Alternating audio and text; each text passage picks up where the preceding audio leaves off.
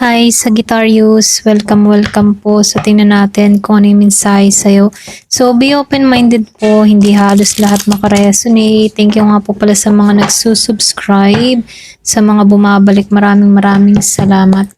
Give me the message for Sagittarius. Ano yung mensahe sa'yo? Give me the message for Sagittarius. Ano yung mensahe sa'yo?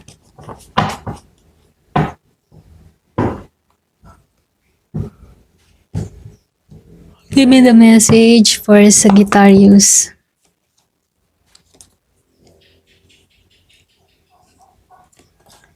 Nakikitaan ko dito yung iba sa inyo. Ikaw yung tipo ng tao na mabait, mabuti ka, maunawain ka. Okay? Kaya lang dito, lumalabas. Kahit ano ba yung kabaitan na ginagawa mo, meron pa rin ditong gusto kang kalabanin, okay? Ayan, ito rin nakikita ko, pwede meron kang nakakaalitan sa trabaho. Kahit anong kabaitan na ipinakikita mo, naiinis pa rin tong tao na to. Ayan, yung iba sa inyo, pwedeng nakikipagkompetensya to sa'yo. Pwedeng kita ng tao na to yung paglagot, pagtatagumpay mo. Naiinis siya sa mga nangyayari sa buhay mo, okay?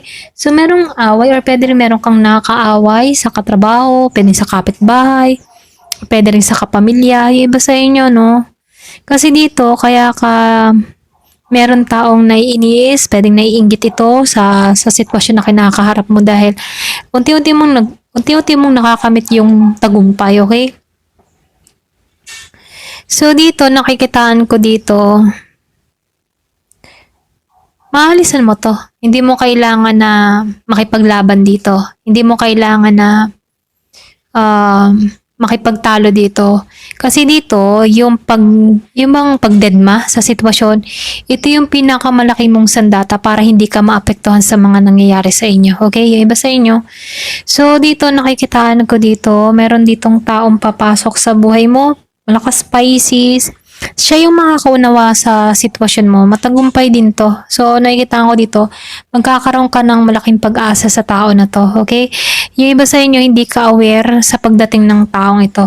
Ayan. Yung man tipong biglaan tong darating sa buhay mo, hindi mo inaasahan, ganyan.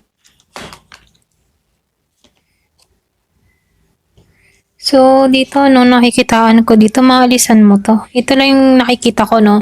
Kasi dito, kung meron ka mga dinadalang problema, kaya mo to kasi matapang ka dito. Yung iba sa inyo, gagamitan mo yung talino mo dito para sa sitwasyon na kinakaharap mo, okay? So, nakikita ko dito yung iba sa inyo, magiging logic sa sitwasyon. Alam mo kung sino yung dapat patulan at intindihin. So, nakikita ko dito, mas kinaklaro mo yung kaisipan mo or pwede rin ikaw yung tipo ng tao na malinaw ka mag-isip, hindi mo ini-stress yung sarili mo, okay? So, yung iba sa inyo, nakikita ko dito, meron kang mga pinuput na boundary. Kumbaga, kahit meron itong mga nasasabi sa'yo, pwedeng yung iba sa inyo, matindi yung inggit or inis ng tao na to sa'yo. Pero deadma pa rin yung ginagawa mo dito, no? Ayaw mo siyang pagtuunan ng pansin kasi ayaw mong sayangan yung lakas dito, okay?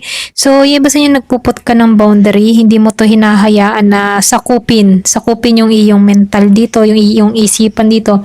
Mas nagiging kang klaro sa kaisipan mo dito kasi ayaw mong ikaw mismo ay maguluhan sa sitwasyon, okay?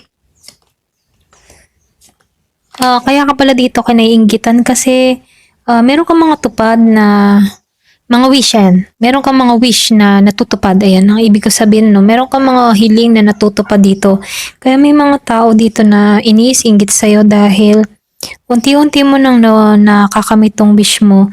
Then, yung iba sa inyo, patient ka din, ano?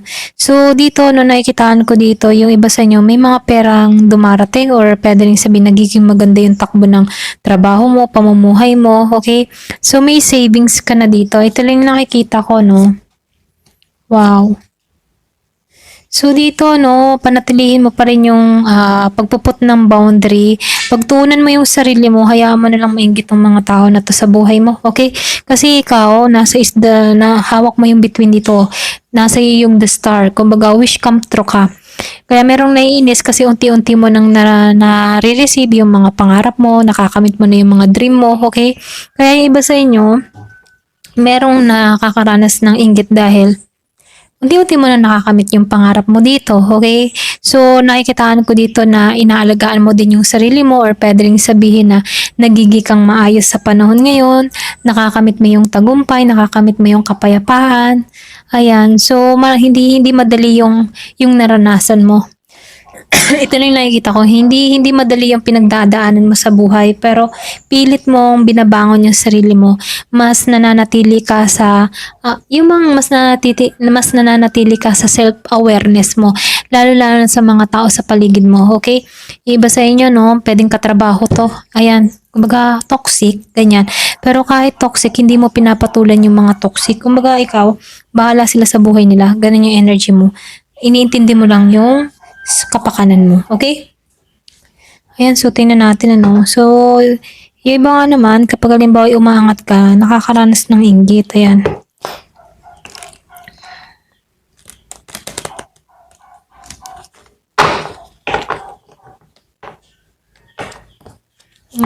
Give me the message.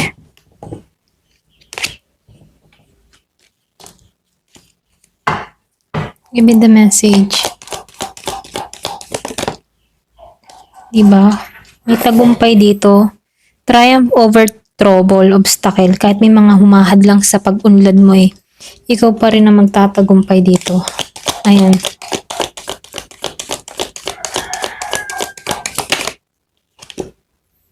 O diba? Meron ditong pumasok sa buhay mo. Kaya merong naiinis. Pwede nga iba sa inyo, masaya yung love life mo. Okay? Kumbaga, itong tao na to nagpapakilig sa buhay mo, sa mundo mo, at may mga taong naiinis, lalo-lalo pag nakikita kang masaya rito, okay? Give me the message. So, merong May, pwede may nangyari nitong May, importanteng buwan, nung Mayo.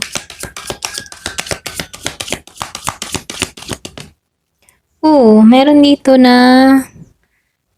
dagger. So, meron ditong fears. Yung basta niya, no, huwag ka masyadong matakot, okay? Huwag ka matensyon, huwag ka mag-worries, matatapos din lahat ng mga problema mo. Ayan, kung meron ka mga plano na hindi nagtagumpay, so mag-isip ka ulit ng panibagong plano, okay? So, dito, no, period of frustration. Pero yung mga naranasan mo ito, dito ka matututo, okay? Meron January, pwedeng importante. Itong parating na to, January. Importante para sa'yo. Merong younger woman, pwedeng batang babae. May involved na batang babae. So, meron ditong great fortune, magandang kapalaran, okay? So, mabay pa sa The Star. Pumatong siya sa The Star. So, meron dito magandang kapalaran naghihintay sa'yo. Carefree. Yung mga tipo na magiging malaya ka sa sitwasyon. Hindi mo na kailangan humabol, hindi mo kailangan maghanap, ganon. So, nakikita ko dito, malaya ka sa sitwasyon, malayang oras mo, walang pumipigil sa'yo, walang kumukontrol sa'yo. Ganon lang yung vibes nito. Give me the message. Wow, goldfish. So, dito, increase material wealth. So, meron din ditong spiritual growth. Yung iba sa inyo, meron ditong paglago na mangyayari sa'yo. Wow. So, lumabas yung grasshopper, magaling kang umayos sa bawat sitwasyon na kinakaharap mo. Okay? Magaling kang bumalanse. Ikaw yung tipo ng tao na hindi pala patol. Okay? Mas mainam yun, hindi patulan tong mga taong gumugulo sa'yo. Okay? Kasi dito mo matatagpuan yung wow, merong ikakasal. Wow, marriage. Iba sa inyo, ikakasal ka. Ayan. Ito lang yung mensahe sa'yo. Kumbaga, meron ditong pahiwatig na merong ikakasal. Ayan. Thank you for watching. Love and peace.